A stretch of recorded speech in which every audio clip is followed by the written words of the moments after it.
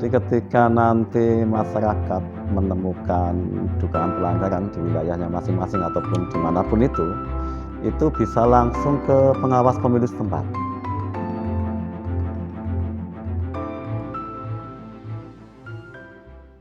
Assalamualaikum warahmatullahi wabarakatuh. Waalaikumsalam. Selamat pagi sahabat pemilih dimanapun berada.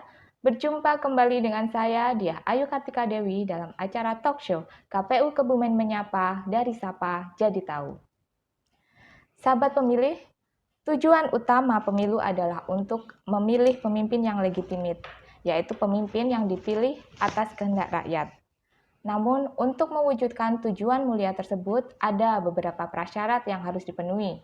Salah satunya adalah memastikan bahwa pemilu terlaksana tidak hanya sesuai prosedur, tetapi pelaksanaannya juga harus sesuai dengan aturan main atau regulasi yang berlaku.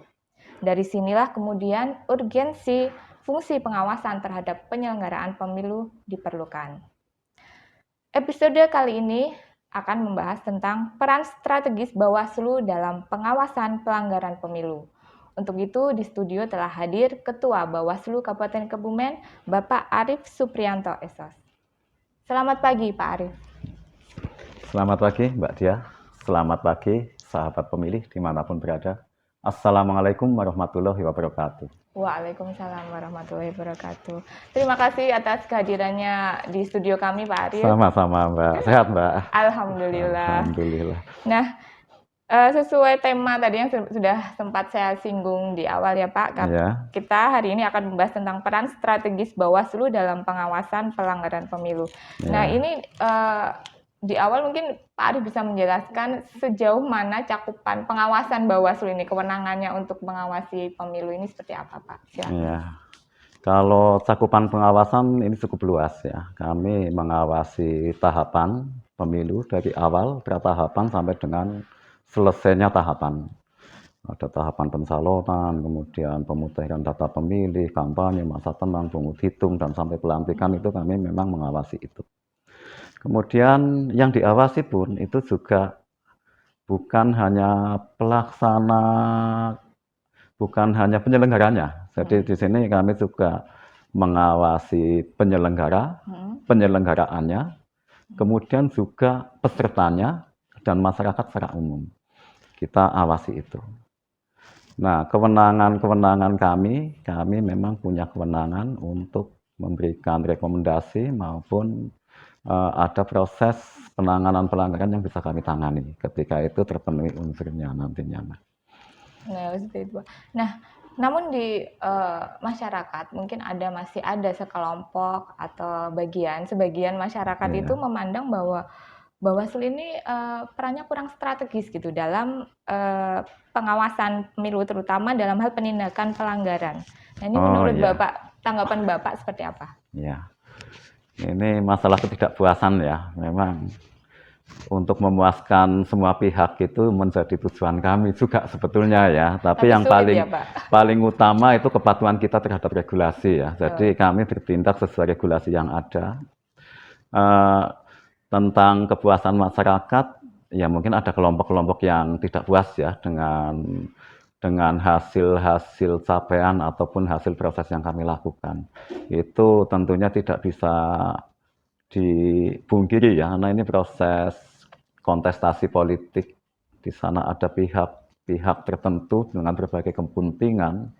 Tentunya untuk memuaskan semua pihak itu ya memang agak sulit, Mbak.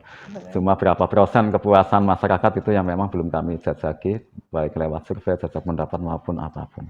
Yang jelas, Bawaslu itu bertindak sesuai regulasi yang ada. Tidak melebihi kewenangannya dan memaksimalkan kewenangan yang dimiliki. Nah, upaya-upaya selama ini yang kami lakukan, memang ini mungkin kurang populis ya. Upaya yang kami lakukan, kita mengedepankan upaya pencegahan. Sehingga proses pelanggaran itu jangan sampai ditindak kalau bisa. Sebelum dilakukan kita cegah. Dan ini bisa berwujud surat himbauan, Kalau di pemilu 2019 itu mencapai 4.000 lebih surat himbauan yang kami berikan, baik itu di Kabupaten di Kebumen Kabupaten sendiri. Kebumen. Banyak sekali ya Pak. Cukup banyak karena Iya. memang wilayahnya luas, ada Iya. 460 desa dan kelurahan ya, dan kontestan pemilu legislatif kan cukup banyak Sangat juga. banyak, iya betul. Sehingga ketika ada indikasi misalnya ini mau kampanye tapi belum ada STTP-nya, tanda terima izin, kan kampanye harus pemberitahuan.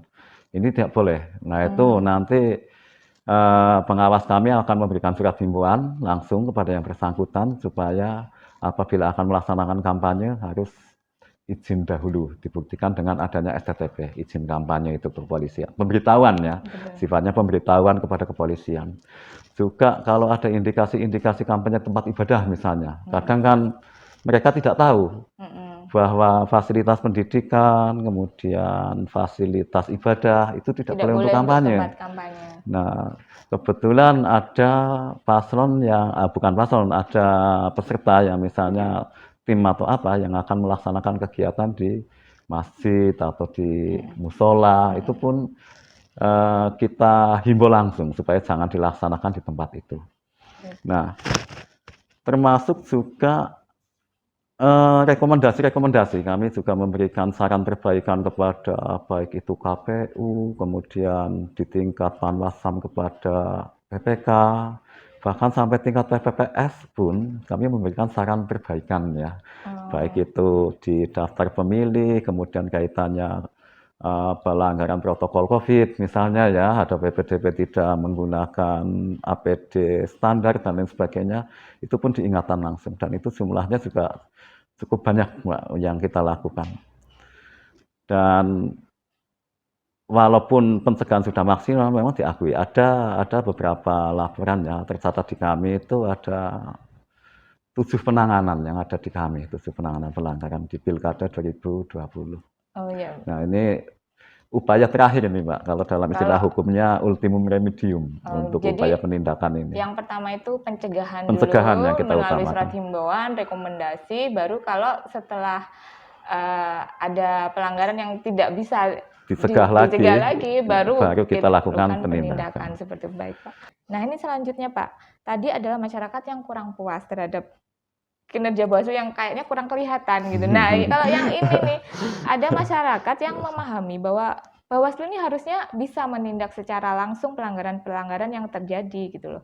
Tetapi kok mungkin dilihatnya tidak seperti itu. Nah, ini tanggapan Pak Arief atau penjelasannya seperti apa nih biar sahabat pemilih mungkin paham. Sebetulnya sama. Saya juga pengennya seperti itu ya. Sama ya Pak. Sama. Kita semua sebenarnya cuma pengen memang seperti itu. ada batasan-batasan kewenangan yang diberikan ke kami. Jadi ada kaidah-kaidah tertentu yang diatur di undang-undang maupun peraturan Bawaslu dan juga ada peraturan bersama antara Bawaslu, kepolisian dan kejaksaan. Di sana yang mengatur tentang proses penanganan pelanggaran. Prinsipnya gini Mbak, ada beberapa pelanggaran yang bisa kami langsung rekomendasikan ya, tapi itu pun melewati kajian kami dulu, tidak serta-merta itu langsung bisa rekomendasi. Jadi ada pelanggaran itu ada 3 ya kalau kita klasifikasikan, yaitu pelanggaran administrasi, kaitannya ini dengan tata cara dan prosedur, ini mungkin KPU tidak patuh, jajarannya tidak patuh dan lain sebagainya, ini bisa kami lakukan proses kajian yang nanti hasilnya langsung kita rekomendasikan untuk diperbaiki. Kemudian ada pelanggaran kode etik. Pelanggaran kode etik ini juga bukan di kami. Kami nanti akan sampaikan ke Dewan Kehormatan Penyelenggara Pemilu, DKPP. Kecuali untuk lembaga ad hoc kami ya, mulai tingkat PPK sampai ke bawah itu kode etik juga ada di Bawaslu Kabupaten. Nah, kemudian ada lagi pelanggaran pidana pemilu atau pidana pemilihan. Ini ditangani oleh Sentra Gakumdu. Jadi Sentra Pelayanan Hukum Terpadu. Di sana ada 3 lembaga, ada Bawaslu, ada kepolisian, dan ada kejaksaan. Nah, proses penanganannya pun ini juga tidak lepas dari KUHP, Mbak. Kitab Undang-Undang Hukum Acara Pidana. Di sana ada proses kajian di Bawaslu, kemudian ada proses penyelidikan dan penyidikan di kepolisian, ada tuntutan di kejaksaan dan nanti bisa sampai divonis di pengadilan ya. Tapi untuk sampai ke proses itu pun nanti juga ada prasyarat ya untuk Yang harus dipenuhi harus ya. dipenuhi untuk bisa diproses sampai proses kajian di kami. Apa saja Yaitu itu, Pak? terpenuhi syarat formil dan material. Nah, itu kalau syarat formalnya itu adalah hanya waktu pelanggaran itu belum melebihi 7 hari.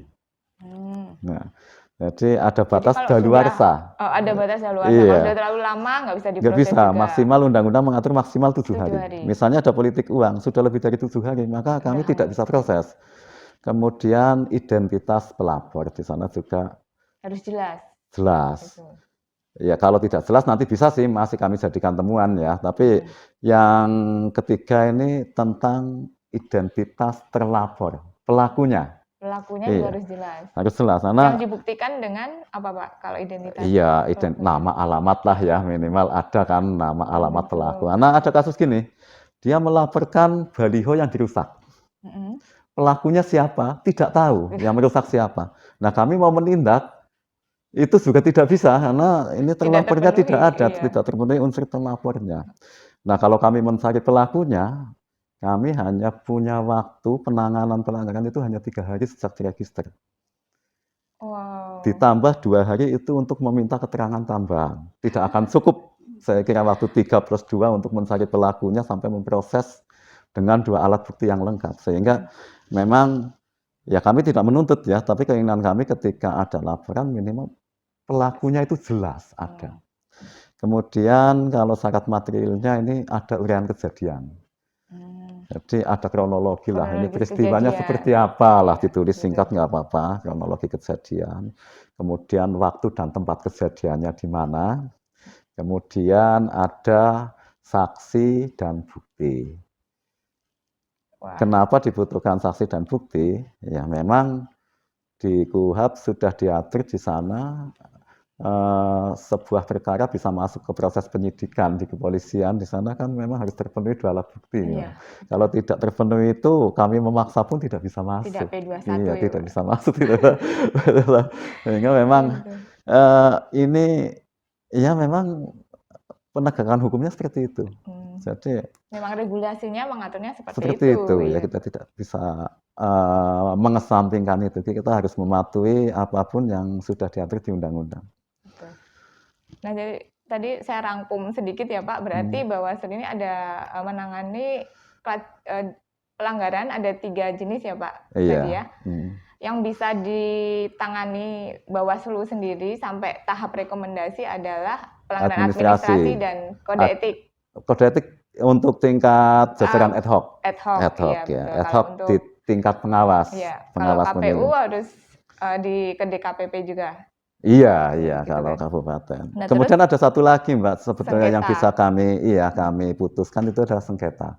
Ketika ada calon yang merasa dirugikan oleh KPU, kemudian menggugat sengketa ke kami, nanti kami punya kewenangan untuk memutuskan. Oh gitu. Kalau sengketa. Sengketa pemilu ya. Nah kalau pidana ini harus melalui sentra Gakumdu, ada kepolisian, ada kejaksaan. Betul. Nah, prosesnya sama dengan pidana-pidana yang lain. Cuma bedanya waktunya. Waktunya sangat singkat, waktu penanganannya. Kalau belum ada bukti, belum ada saksi untuk mencari bukti dan saksi saja itu kadang tidak cukup waktu 3 hari kan Mbak. Iya betul. Makanya ini apalagi terbatas juga ini SDM-nya Bawaslu ya Pak. Iya, sampai terbatas juga ya memang. Untuk apa ya namanya, untuk mencari saksi dan bukti itu kan kadang gini, ada masalah laporan, Pak di sana ada politik uang. Tapi hanya laporan saja ya, tempatnya di sana, di rumahnya ini ada ke sana. Jajaran pengawas kami langsung seketika memerintahkan jajaran di bawah untuk langsung mendatangi tempat tersebut. Peristiwanya sudah selesai Mbak. Bagaimana pengawas kami bisa mendapatkan bukti maupun saksi ketika peristiwanya sudah selesai. Ketika mendengar informasi pun, ini juga dilema di lapangan memang ya tidak mudah meminta orang menjadi saksi. Walaupun yang bersangkutan menyaksikan itu belum tentu mau untuk menjadi saksi.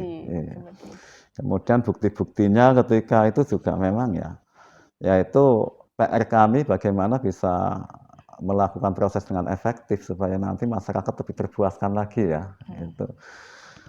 Mungkin juga perlu ini ya, partisipasi dari masyarakat sendiri Ya, ya, itu harapan sehingga kami seperti itu yang sedang kami galakan dengan membentuk desa anti politik uang, desa pengawasan, kemudian juga menggandeng pengawas partisipatif ya, pengawas kalau bahasa kami itu ya pengawas lillahi ta'ala ini Mbak. oh iya, Jadi pengawas tanpa relawan. gajian ya, ini Oh iya, relawan di relawan. masyarakat membangun kesadaran untuk sadar bahwa pesta demokrasi ini milik kita, pemilu milik kita, dari, untuk, dan oleh rakyat ya.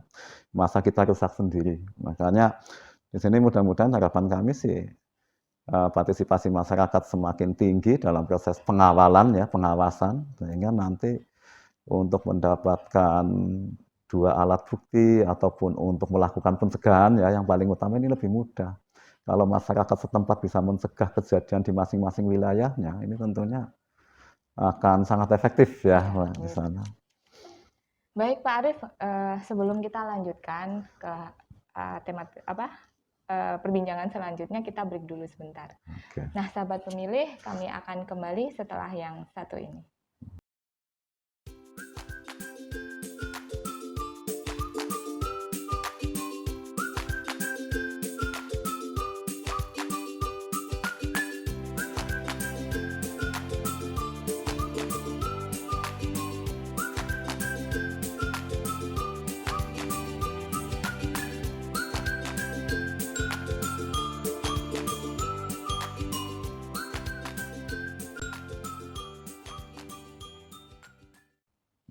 Masih bersama saya, Diah Ayu Kartika Dewi dalam acara talk show KPU Kebumen Menyapa, dari Sapa Jadi Tahu.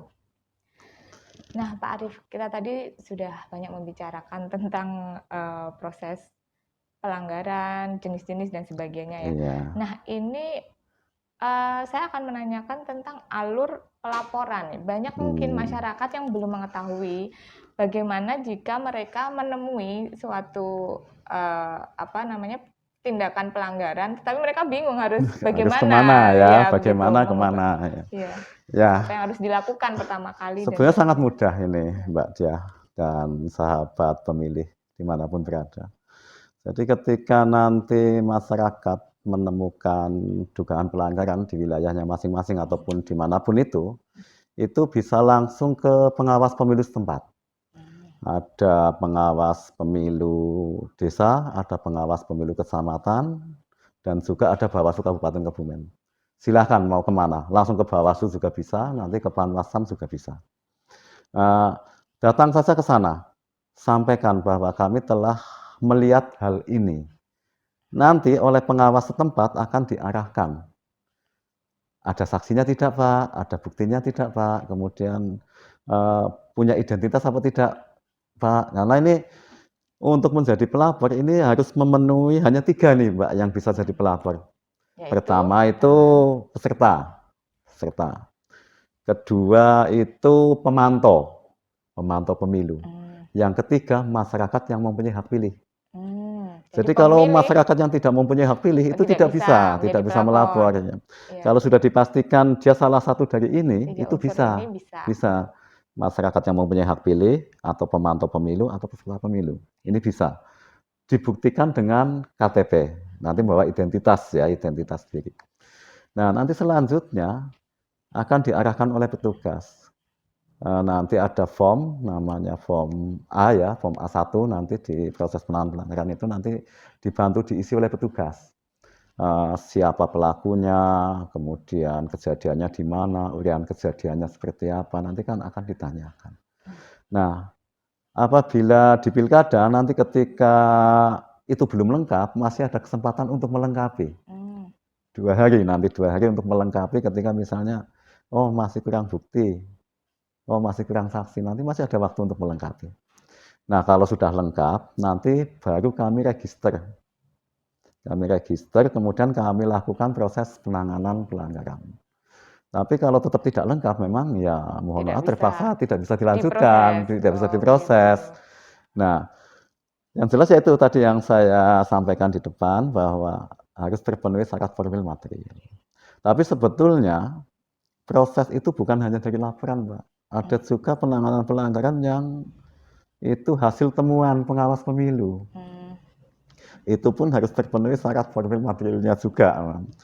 Kami juga memproses, ada dua temuan kemarin pun ini juga ya tetap harus terpenuhi syarat formil Syarat formil materialnya dan material itu tadi, Iya. Pak.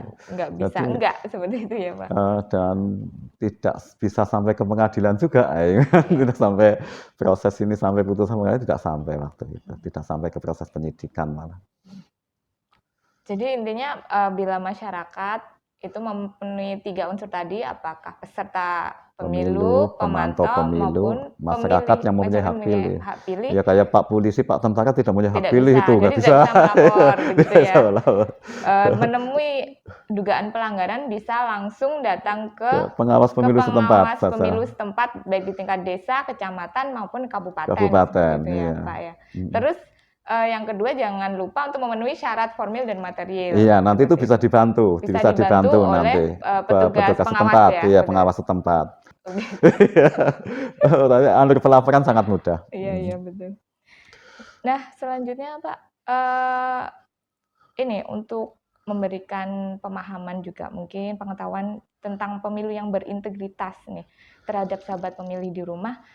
Praktek-praktek politik apa saja yang wajib dihindari dan dilawan agar pemilu ini bisa terlaksana sukses, tidak hanya sekedar prosedural saja, namun juga secara substansial. Ya, begitu Pak. Ya memang ya, idealnya pemilu yang sukses, pemilu yang baik itu adalah yang taat asas dan taat aturan. Itu sehingga secara substansial pun sebetulnya ini sudah terpenuhi ya. Praktek politik yang harus dihindari, ini di era digital ya, terutama saat ini itu yang paling utama saat ini yang gencar itu kan ada isu SARA, kemudian hoax dan ujaran kebencian. Ini ya memang sudah eranya ya, masanya itu sudah masa digital, masa media sosial dan lain sebagainya. Itu pesan kami ya bijaklah dalam bermedsos maupun ya dalam berpolitik. Kemudian ya yang jelas juga pragmatisme pemilih ya, ini juga sudah mulai harus dihilangkan. Jangan memilih karena ada uangnya misalnya, tapi betul-betul kita membangun kesadaran bahwa memilih itu adalah memilih wakil maupun pemimpin yang baik. Bukan para kapitalis ya, bukan pemodal itu yang menjadi ukurannya. Uangnya paling banyak itu yang dipilih misalnya, jangan itu, tapi pemilih itu bisa melakukan penelusuran tentang rekam jejak yang mau dipilih, kemudian juga visi misinya apa, track recordnya dan lain sebagainya. Kemudian juga ada praktek-praktek kayak keterlibatan perangkat desa, kepala desa, mobilisasi ASN, ini juga ini harus dihindari juga, tidak boleh dilaksanakan. Di undang-undang juga itu sudah diatur, tidak dibolehkan ya, tidak dilarang bahwa ini itu masuk dalam unsur pidana, ada pasal pidananya.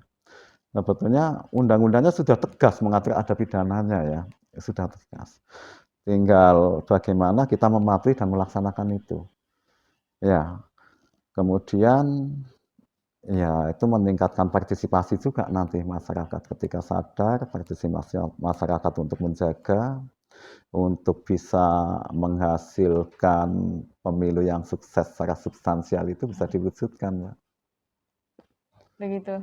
Ya memang sesuatu yang tidak mudah memang, tetapi harus kita usahakan bersama seperti itu ya Pak, ya, untuk mewujudkan. Bukan hal yang mustahil lah ya, Bukan apalagi mustahil. Ini kan masanya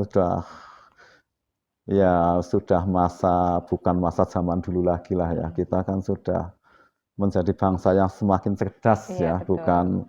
bukan bangsa yang ya kayak zaman dulunya masih minim pendidikan, kemudian minim fasilitas dan lain sebagainya. Kalau saat ini kan ya masih ada mungkin ya saudara-saudara kita yang kekurangan ya, tapi kan tidak harus menggadaikan suara mereka untuk 5 tahun. Untuk kebutuhan sesaat. Iya.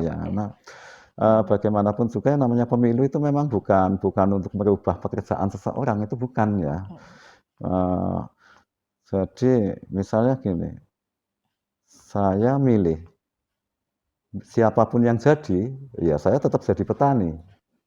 Itu kan hal yang kadang-kadang dimaknai sempit sehingga siapapun yang jadi tidak berpengaruh bagi Tidak yang merubah bersangkutan, tidak merubah nasibnya nasib seperti saya. gitu ya. Tapi sebenarnya tidak, Mbak. Ketika kita memilih pemimpin ataupun wakil yang baik, di sana ada kebijakan.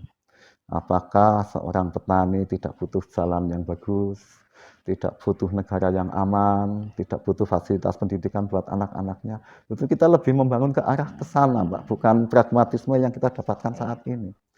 Saya yakin siapapun itu membutuhkan lah ya fasilitas-fasilitas itu, apapun pekerjaannya. Betul. Gitu. Jadi harus berpikiran luas ya Pak untuk masa depan, bukan hanya imbalan yang langsung sesaat diterima, gitu ya, itu pragmatisme itu juga harus dihilangkan, itu saran saya. Nah ini Pak, pemilu serentak 2024 sudah di depan mata ya Pak, baik pemilu nasional maupun pemilihan kepala daerah.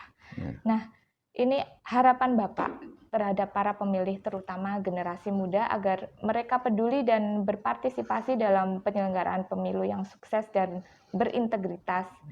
Ini seperti apa? Khususnya ini partisipasi dalam hal pengawasan tentunya. Ya. Ini untuk generasi muda ya, yang mungkin lebih dikenal dengan kaum milenial, ini adalah harapan bangsa. Iya, betul. Ini baik buruknya bangsa ini juga akan sangat dipengaruhi dengan perkembangan generasi muda kita. Harapan saya, generasi muda itu lebih cerdas dari generasi sebelumnya. Jadi ada perbaikan kualitas ya, dan termasuk juga dalam hal berdemokrasi.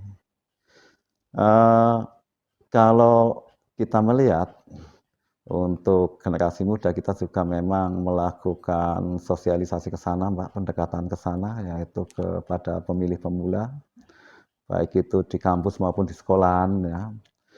Ada harapan di sana ya untuk pemilu yang lebih baik. Dan bukan hanya itu, di samping menghindari praktek-praktek yang tadi sudah saya sampaikan tadi, pragmatisme, kemudian juga hal-hal yang tidak boleh dilanggar, juga kami berharap nanti generasi muda ini terlibat aktif lah ya, berpartisipasi aktif dalam proses penyelenggaraan pesta demokrasi di Indonesia. Jadi bukan hanya sebagai pemilih yang pasif, tapi juga berpartisipasi, ikut menjaga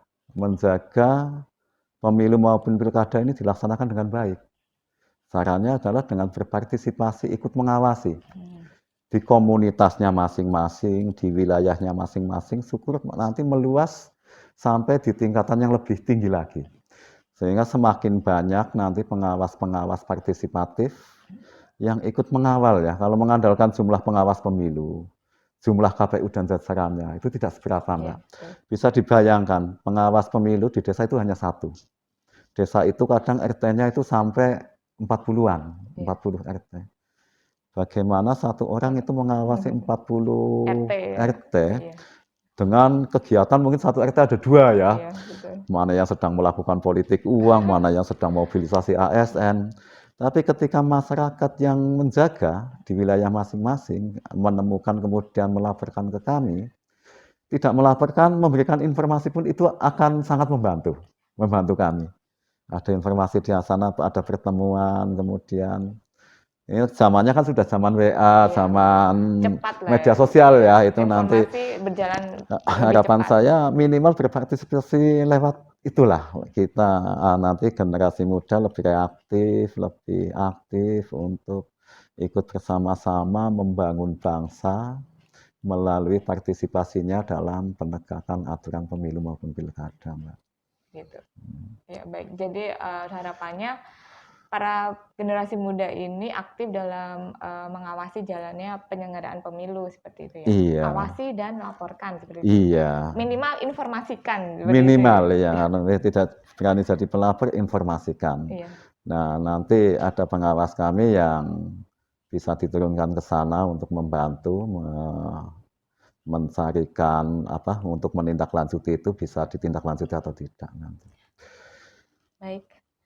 Baik Pak, tadi kita sudah banyak sekali mendapatkan informasi yang sangat berguna bagi sahabat pemilih, terutama dalam hal penindakan pelanggaran pemilu, Iya, gitu nanti apa yang harus dipenuhi dan bagaimana cara melapor atau menginformasikan seperti itu. Semoga ini akan menjadi informasi yang berguna bagi masyarakat, terutama sahabat pemilih dimanapun berada. iya. Terima kasih Pak Arief Oh atas iya. waktu yang diberikan. Sama-sama Mbak Diah. Sampai jumpa lagi di kesempatan yang akan datang. Siap, Semoga siap. sehat-sehat selalu begitu, Amin, Pak. amin, Mbak. Baik, terima kasih, Pak. Makasih, Mbak. Ya. Baik, sahabat pemilih, demikian tadi bincang-bincang kami dengan Pak Arief. Sampai jumpa lagi di sapaan kami selanjutnya setiap hari Jumat di kanal YouTube KPU Kebumen. Jangan lupa like, komen, dan subscribe. Saya Diah Ayu Kartika Dewi mohon undur diri. Wassalamualaikum warahmatullahi wabarakatuh. Waalaikumsalam warahmatullahi wabarakatuh.